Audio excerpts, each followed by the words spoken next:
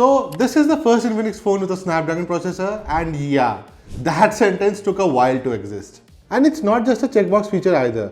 This feels like Infinix stepping into a more complete, more refined space with the Note 60 Pro.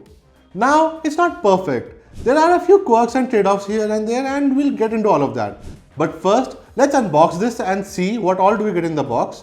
And if you like no-nonsense tech content like this, you know what to do. Hit subscribe. Alright, let's get cracking with the media kit for the Infinix Note 60 Pro. Right on top, you're greeted with the phone itself, sitting neatly alongside the MagPower speaker. It already feels like more than just a standard unboxing. Now, diving into that main box, you've got the classic Infinix green packaging, nothing too flashy but very on brand. Inside, of course, there's the phone, followed by your usual paperwork, warranty info and user guide. Then you get the essentials, a USB-A to USB-C charging cable and a 90-watt charging brick, which is actually pretty solid to see included. And here's a nice touch, you also get a clear hard case with built-in magnets. That means wireless charging and reverse wireless charging should work a lot more seamlessly. Now, since we're already talking about magnets, let's move on to the MagPower speaker. This comes in a separate orange box with a slightly copperish finish, and honestly, it stands out quite a bit from the rest of the packaging. Lift the lid and it's a familiar setup again. Some documentation, a USB-A to USB-C cable, and then the speaker itself in a very copperish finish. Now, this isn't just a regular Bluetooth speaker, it also works as a wireless charger for the phone and can charge it at speeds of up to 30 watts, which makes it pretty useful. Anyway, back to the Infinix Note 60 Pro, and having used it for some time, here's what I like about it. The design is easily one of the strongest parts of this phone. It genuinely looks like three brands had a brainstorming session and somehow didn't mess it up. There's definitely a lot of iPhone in the orange finish and that camera layout, and a bit of nothing in the lighting system, and somehow it still ends up feeling cohesive. The build quality backs that up too. Frosted back, aluminium frame, rounded edges, it feels good in the hand and it doesn't come across as cheap.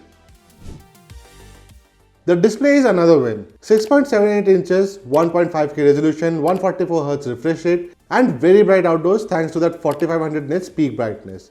It's smooth, sharp, and just a good panel to use every day. The symmetrical bezels help a lot with the overall look. And because this is an AMOLED panel, you get an in-display fingerprint scanner that works really well.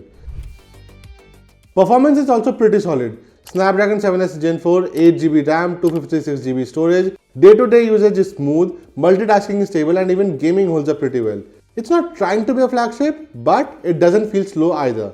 You can get stable 120 FPS in Call of Duty Mobile and 90 FPS in BGMI. It also scores fairly well on Antutu, which lines up with how it feels in daily use. Battery life is another big highlight. 6500 mAh is big and it shows. Easily a full day, sometimes more. And the charging setup is good too. 90 watts wired, plus wireless and reverse charging. That's a lot of flexibility. You also get a bunch of extras. Stereo speakers tuned by JBL, an IR blaster, IP64 dust and water resistance rating, and even a customizable side button, which is similar to the iPhone's action button. You also get this pulse oximeter / inbuilt heart rate sensor, which seems to work fine. There's a lot packed in here. Now, what I don't like, the haptics are just not good. They feel cheap, hollow, and it's one of those things you notice immediately, especially if you're coming from a better phone. And yes, you get stereo speakers, but they don't really pack a punch. Thermals are mostly fine, it does have a large vapor chamber built in, but the phone does get warm occasionally. It doesn't feel dangerous, but it's noticeable. Software still needs work. I don't mind XOS 16, but I ran into a few bugs and glitches. Nothing major, but enough to remind you this isn't the most polished experience. Then there's the AI layer. 4x AI is there and it works, but it's a bit too eager to please. Feels a little clingy, and combined with all the other AI tools, the whole system starts to feel bloated. Too many features, not all of them necessary. Now, the camera system is also a mixed bag. You get a 50 megapixel main and an 8 megapixel ultra wide on the back and a 13 megapixel sensor on the front. The main sensor is decent. Good daylight shots, usable low light. But the ultra wide and selfie cameras, not great. They're clearly a step down and it shows. The design, while good, is also a bit too inspired. There's not a lot of originality here. The Note 60 Pro clearly takes cues from the iPhone 17 Pro. From the exact same orange color to the camera module, even the magnetic case feels very MagSafe-like. And yeah, even the wallpapers look like they came straight from an iPhone 17 Pro. The active matrix display is interesting but still kind of gimmicky.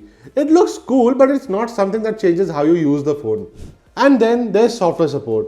They're promising up to 3 years of OS updates, but with Infinix, that's still something you wait and see on. So, all in all, the Note 60 Pro has some rough edges, but it's also the most complete Infinix phone ever. Strong design, great battery, solid performance, good display.